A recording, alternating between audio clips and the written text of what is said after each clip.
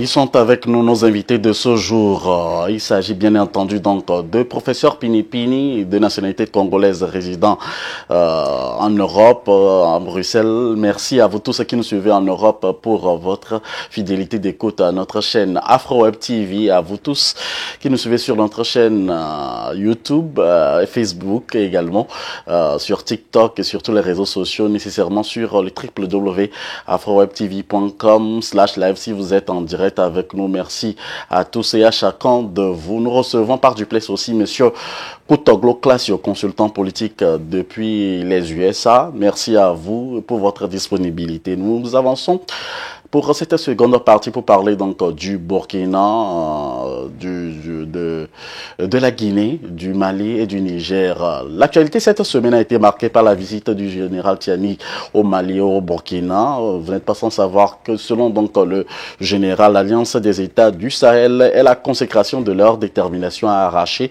leur souveraineté pour le Sahel soit une zone, pour que le Sahel soit une zone de prospérité et pour le bien des peuples. Il en a fait également cas lors de son passage également au Burkina Faso. Le lien se resserre, Monsieur Kutoglo. Oui, tout à fait. Nous avons tous constaté que les militaires clairvoyants de l'Afrique de l'Ouest commencent par bouger. Ils bougent peu, mais quand il s'agit maintenant de renforcer cette alliance, il va falloir faire des rapprochements, il va falloir faire des concertations. Et c'est ce qui se fait actuellement pour la renaissance d'une nouvelle Afrique qui commence à partir de l'Afrique occidentale. Vous avez remarqué Tiani qui a fait le déplacement sur le Burkina Faso.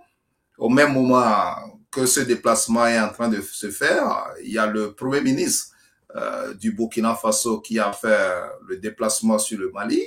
Et puis ensuite, il y a des mouvements qui ont été constatés cette semaine avec une certaine perspicacité. Alors, ça veut dire que l'alliance au niveau du Sahel veut bouger, veut aller à l'étape supérieure. Il va falloir maintenant que les peuples puissent constater ces mouvements, puis ensuite les approprier pour que le rêve tant entendu puisse prendre place à partir de l'Afrique occidentale et pour se répandre sur toute l'Afrique. Là, il faut le dire tout simplement que c'est un travail de titan qui se fait au niveau de l'Afrique occidentale actuellement pour pouvoir opposer à une institution qui existait et qui finalement est devenue une institution des amis d'une certaine qualité de pouvoir à la tête de nos États, de pouvoir entre les amis et non pas pour les peuples. Donc, il y a un travail titan qui est en train de se faire pour pouvoir encore faire des diplomaties au niveau d'autres États pour adhérer rapidement à cette alliance afin de faire disparaître la CEDEAO. C'est ça. Pour la disparition de la CEDEAO. Alors, professeur Pini Pini, quelle est la lecture que vous faites par rapport au déplacement, aux visites d'amitié, donc de la part du général Tiani chez ses confrères du Burkina et du Mali? Il y a plusieurs lectures. Déjà, une lecture interne du Niger, déjà. Nous avons vu que le Niger a fait face à des difficultés énormes, notamment des crocs en jambes de la France. Ils voulaient à tout prix enrayer la révolution qui se faisait là-bas, vraiment l'annuler. Et ça n'a pas été simple. Mais le président Tiani, avec son conseil national de la défense, de la sécurité, de la patrie, a tenu bon. Ils ont été très très patients et ils ont eu tellement de tact pour amener petit à petit cette ancienne puissance nocive à quitter le territoire nigérien, ce qui est fait maintenant. Donc, à partir de maintenant, comme le territoire est libéré de ce point de vue-là, les dangers que représentait la présidente française n'étant plus là, ben, effectivement, elle peut bouger. Donc, je crois que même au niveau du Niger, même les choses sont en train de bouger. Le Conseil national de la transition va se mettre en place. Il y a un conseil qui a été d'ailleurs installé dernièrement, le conseil judiciaire. Il va s'occuper maintenant de mettre en place tous les côtés de la justice pour que, parce qu'ils veulent vraiment lutter contre la corruption, que vous savez qui est le grand mal de l'Afrique. Et donc, ça se met déjà en place. La prochaine étape, ce sera le Conseil national de la transition qui va se mettre en place pour définir les grandes lignes de cette transition. Donc, je crois que ça c'est la première lecture. C'est vraiment c'est la victoire, on pourrait dire, de cette du Conseil national de la sécurité de la patrie qui s'est mise en place. Alors, la deuxième lecture est par rapport pardon, à l'alliance, à l'alliance qui est mise en place, que, étant donné que la sécurité est maintenant est actée au niveau interne, alors on peut aller au niveau externe, notamment vers les voisins les plus immédiats, ceux-là qui, grâce à qui le Niger a pu respirer, parce que le Niger était vraiment mis sous pression, n'eût été la prise de position ferme du Mali et du Burkina Faso, mais le Niger aurait connu des moments très difficiles, serait devenu un champ de bataille sanglant. Mais la prise de position ferme du Mali et du Burkina a dissuadé tous les protagonistes là de la CEDEAO qui voulaient donner la main forte à la France pour venir envahir le Niger. Et grâce à ça, ben, le Niger a été sauvegardé. C'est pour cela que le président Tiani est allé vers ses collègues du Mali et du Burkina pour les remercier au nom du peuple nigérien de leur solidarité. Mais cette solidarité, comme l'ont dit le Mali et le Burkina, ben, était un salut pour eux-mêmes. Parce que sans cela, eux-mêmes étaient aussi menacés. Donc l'équilibre ou la paix du Niger était l'assurance de la paix et de la stabilité du Mali et du Burkina Faso. Et inversement aussi. Et si bien que maintenant ils ont un sort commun, c'est ainsi que lui est allé pour leur dire ça et les rappeler, aussi bien à Ouagadougou, à Bamako, à Ouagadougou. Je crois que le message a été très bien entendu. Les deux présidents, Assimi Goïta et Ibrahim Traoré, ils l'ont reçu avec joie.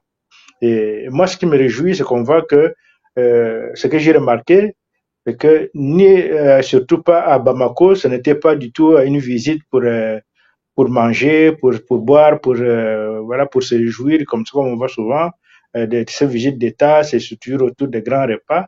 Ici, ce n'était pas ça. Et on dit que il est venu vraiment une visite de travail.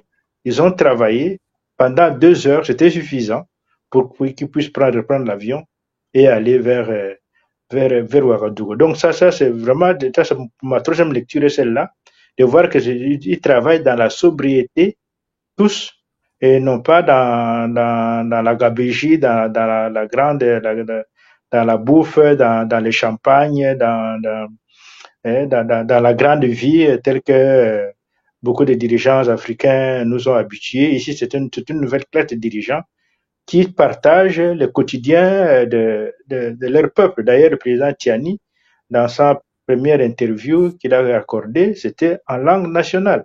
Moi, c'est ça qui m'avait réjoui aussi, de voir qu'il parlait en langue. Donc, il parle à son peuple. Il ne parle pas à d'autres.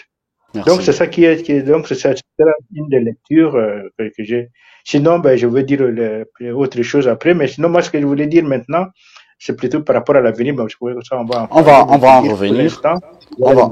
On va en Voilà. revenir dans un instant. Alors, vous venez de mentionner également la première réunion des ministres de l'économie et du commerce qui aura lieu aujourd'hui, c'est-à-dire le 25 novembre, pour les questions de développement économique. Les ministres des Affaires étrangères des 3 pays se réuniront donc le 30 novembre prochain pour des questions politiques et diplomatiques. À quoi s'en tenir et à quoi s'attendre, Monsieur Kutoglo Classio? Avant de parler donc de l'avenir de l'AES. Donc, il faut clairement lire dans ce travail méthodique pour une certaine prise de conscience de l'Africain. C'est ça. On nous a toujours habitués au concept du blanc qui part à Paris pour arriver en Afrique pour pouvoir nous plaquer leurs écrits, ce qu'ils sont en train de faire. Maintenant, la dynamique qui est en cours est en train de prouver au monde entier qu'il y a une intelligentsia en Afrique qui peut poser une feuille et écrire avec le stylo africain en tenant compte des réalités propres des différents pays, en tenant compte des compétences qui sont dans ces pays. Nous sommes dans une dynamique actuelle où il n'y aura plus la dictée des Français. C'est ça. On tient compte des réalités du terrain. Les gens qui maîtrisent la culture de nos pays, les gens qui ont une vision pour notre Afrique, les gens qui ont déjà certaines expériences et qui veulent que l'Afrique se développe, prennent place. On leur donne leur fauteuil de s'asseoir et de réfléchir à comment l'Afrique peut se développer, ou bien tout du moins le Sahel peut se développer en tenant compte des richesses propres. Et c'est ça qui est en train de se faire pour une première fois dans l'histoire. Vous savez, ça a été fait au niveau de la CEDEAO, mais brusquement, on a vu cette infiltration nocive de la France et qui aujourd'hui a pris la CEDEAO en otage. Maintenant, les Africains veulent prouver aux gens, au monde entier, que nous n'avons plus besoin des conseillers français, nous n'avons plus besoin d'autres personnes pour pouvoir savoir lire les réalités de nos terrains et puis ensuite dessiner en fonction de ces réalités. C'est pourquoi vous voyez, dans le travail, il y a une certaine méthode qui se fait voir, il y a une certaine procédure qui est dessinée pour que nous puissions avoir désormais ce qu'on appelle des obligations de résultats à travers ces organisations. Je voudrais aussi ajouter au point que le professeur a cité tout à l'heure, qui fait au point qui font la fierté de notre Afrique, le fait que le Mali, la combinaison du Mali, du Burkina Faso et puis ensuite du Niger ont eu la victoire du Kidal. Vous voyez, on nous a fait écouter un peu partout sur certaines chaînes des mensonges en France et un peu partout, que lorsque les militaires français vont quitter par exemple Mali et tout cela, Kidal va tomber dans 48 heures, dans 72 heures. Aujourd'hui, on voit, on lit clairement qu'il n'y a aucune puissance française, il n'y a aucune puissance de la CEDEAO au Kidal, mais l'armée malienne, en combinaison avec l'armée du Burkina et du Niger, ont libéré totalement ce qu'on appelle le Kidal. Ça aussi, c'est une montée en puissance militaire. N'est-ce pas grâce à l'aide donc de... Monsieur Classio, n'est-ce pas grâce à l'aide donc de la Russie ou au travers donc du groupe Wagner qu'ils ont réussi par avoir Kidal? Non, il faut commencer par être sérieux. Qui a vu, par exemple, un Russe sur le terrain? Hein? Bon, ça a été clair à tout le monde que la diversification des partenaires, c'est ça qui ramène cette affaire de la Russie et de Wagner. On ne voit pas au Mali aucun soldat russe qui est sur le terrain en train de combattre, ou bien pas. Non, on a acheté des matériels chez des gens. Ces gens peuvent accompagner les matériels pour pouvoir essayer de montrer certaines éducations sur les matériels. Ça n'a rien à voir avec les Russes qui sont sur le terrain, par exemple au Mali, et qui sont en train de combattre. Les Russes n'étaient pas venus en Afrique prendre les Africains pour aller combattre en France pour libérer la France. C'est ce que il faut. Ce sont les Africains que la France est venue prendre en Afrique pour libérer la France. Donc les Africains sont suffisamment très forts pour libérer leur pays du joug de leur terrorisme. C'est ce qui se fait aujourd'hui au niveau du Kidal. Il faut que la leçon soit claire à tout le monde. Avenir de l'AES des trois pays, donc soit des quatre pays dont on connaît aujourd'hui, qui sont conduits par les chefs de transition. Professeur, vous voulez en parler? Oui, d'abord je voudrais remercier Koglo pour ce qu'il a dit là, avec que les trois pays, les trois chefs d'État, les trois gouvernements travaillent avec méthode. J'ajouterais qu'ils travaillent également avec beaucoup de lucidité et également énormément de patience parce qu'ils veulent arriver à un résultat qui soit la libération de toute l'Afrique. Parce que ça, ils ont conscience que c'est cela qui se joue à travers eux. Je crois au départ, le Mali était tout seul. Il a eu la lucidité de s'allier, de chercher l'appui de la puissance nucléaire de la Russie et ça a payé. Maintenant, il y en a les deux autres ont pu les rejoindre. Et comme j'avais dit tout à l'heure, il faudrait qu'il y en ait encore d'autres qui les rejoignent pour qu'ils puissent être plus nombreux. Donc, on voit que la méthode utilisée donne des résultats.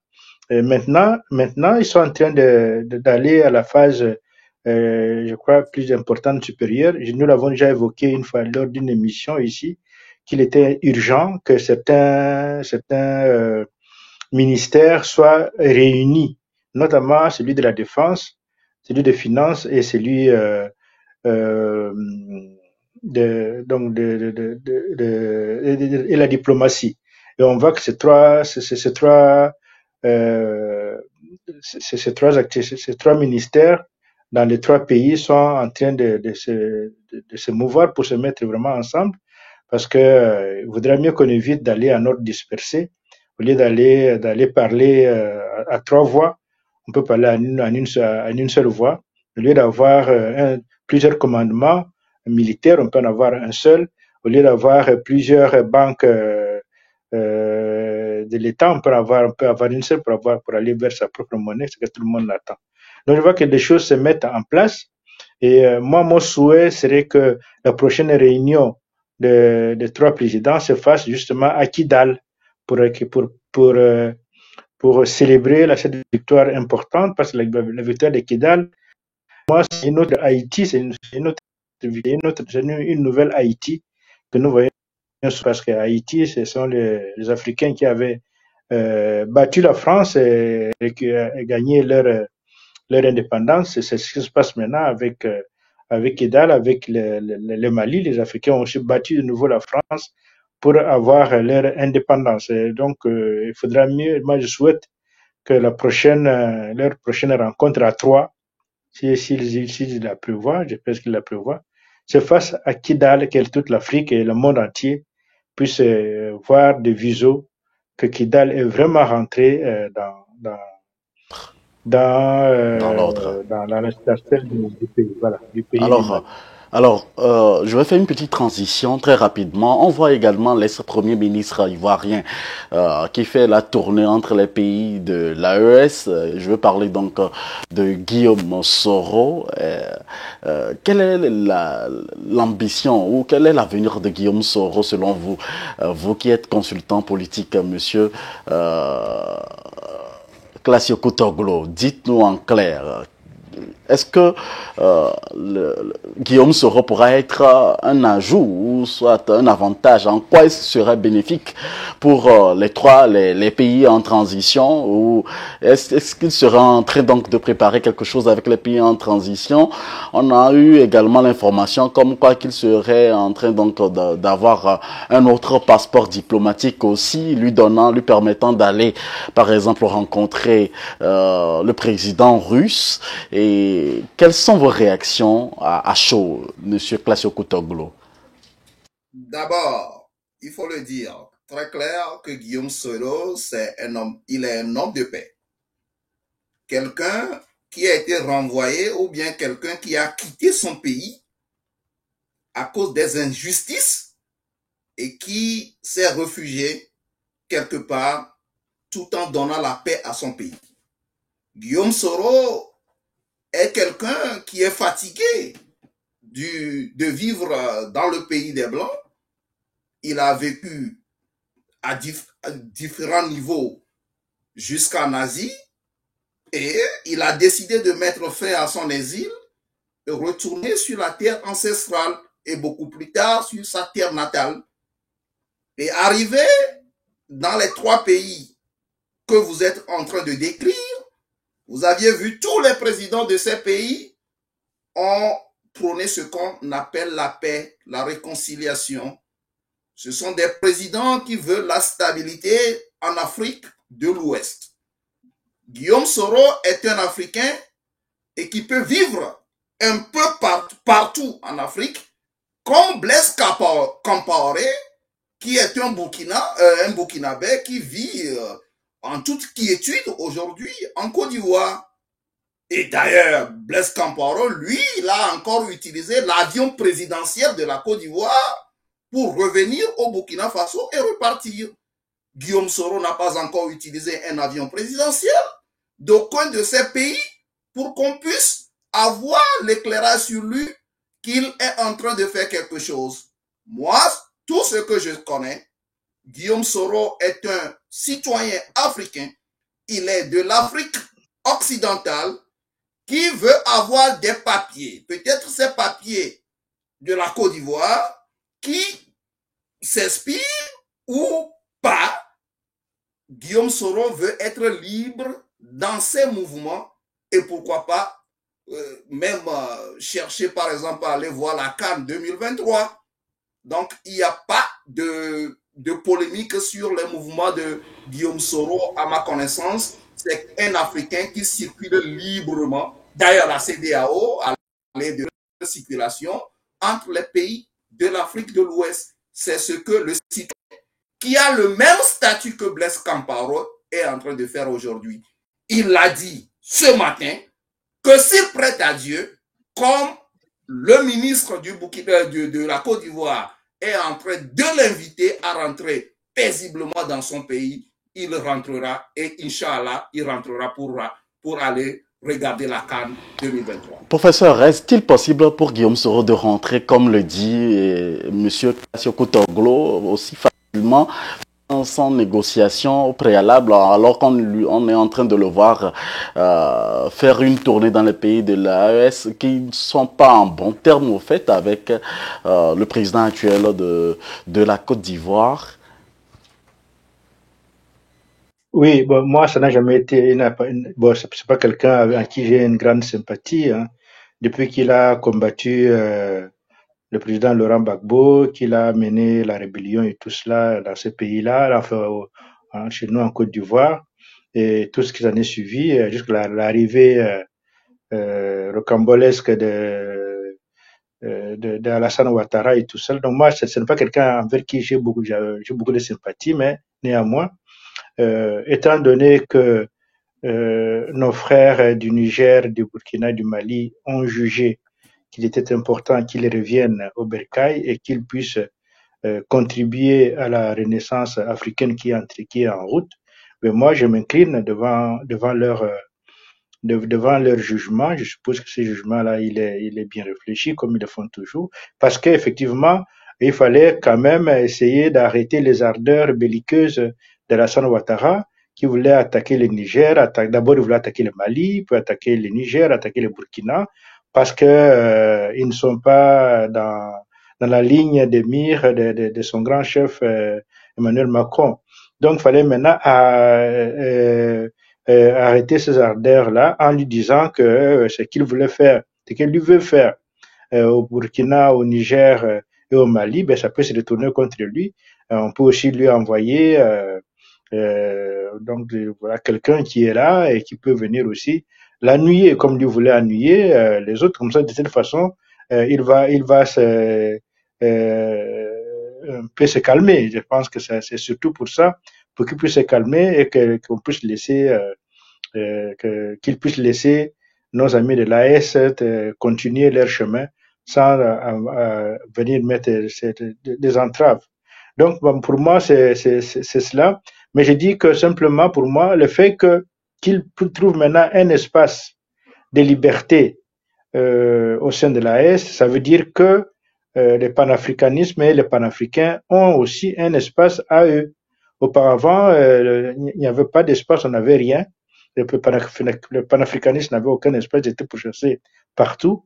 Maintenant, ils ont un lieu qui peut les accueillir et c'est l'AS, c'est l'espace de l'AS. Et donc, lui, Guillaume Soro, en profite de cette grande campagne panafricaine. Mais tant mieux, c'est un Africain. Il faudrait que maintenant, alors qu'il soit sérieux, qu'il puisse vraiment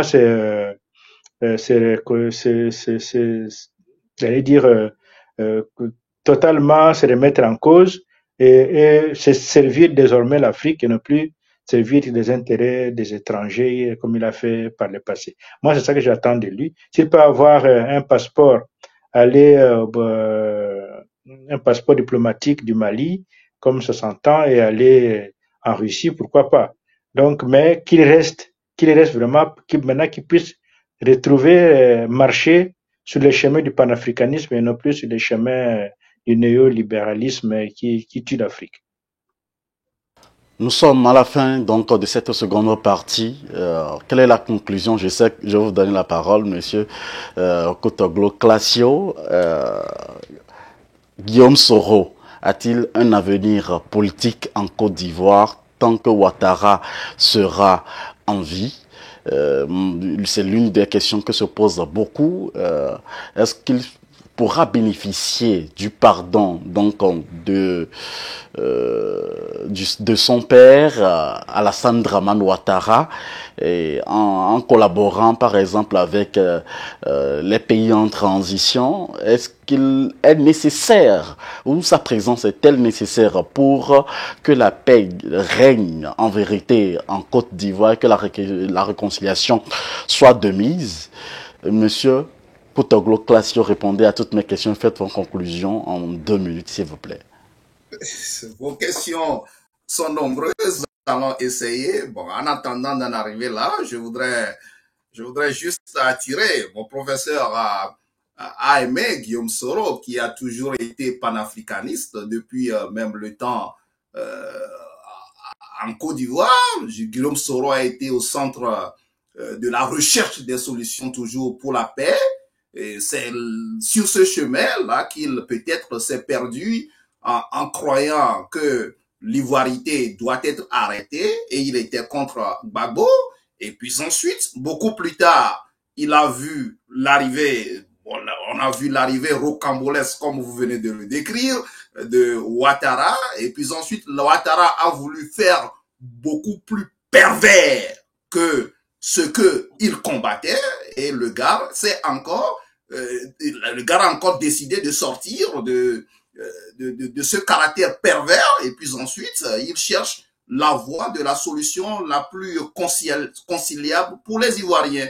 Donc si vous regardez très bien le parcours de Guillaume Soro a pris les armes à cause de l'ivoirité. Et puis ensuite, peut-être sur ce chemin, quelqu'un comme Ouattara l'a trompé, et puis ensuite il a arrêté l'ivoirité, a permis à tout le monde de déposer la candidature, par exemple, en Côte d'Ivoire, ce qui a donné la victoire de Alassane Ouattara. Et beaucoup plus tard, Alassane Ouattara veut se retourner contre les propres fils de la Côte d'Ivoire, et le gars a dit encore non. Donc, il est sur le chemin de la recherche de la solution de la paix pour la Côte d'Ivoire et pour toute l'Afrique occidentale. Donc, je vous invite à aimer Guillaume Soro, qui est un gars très bon, très solide, un gars très reconnaissant, et c'est ça son pouvoir. Donc, je vous laisse ces mots-là à réfléchir sur ça et à faire votre propre recherche et à aimer Guillaume Soro, qui est le prochain président de la Côte d'Ivoire. Je reviens à votre question. Est-ce que Guillaume Soro a un avenir politique dans l'espace de l'Afrique occidentale? Je vous réponds tout de suite oui. Guillaume Soro est un poids lourd en Côte d'Ivoire. On ne peut pas parler de la politique en Côte d'Ivoire en laissant Guillaume Soro de côté.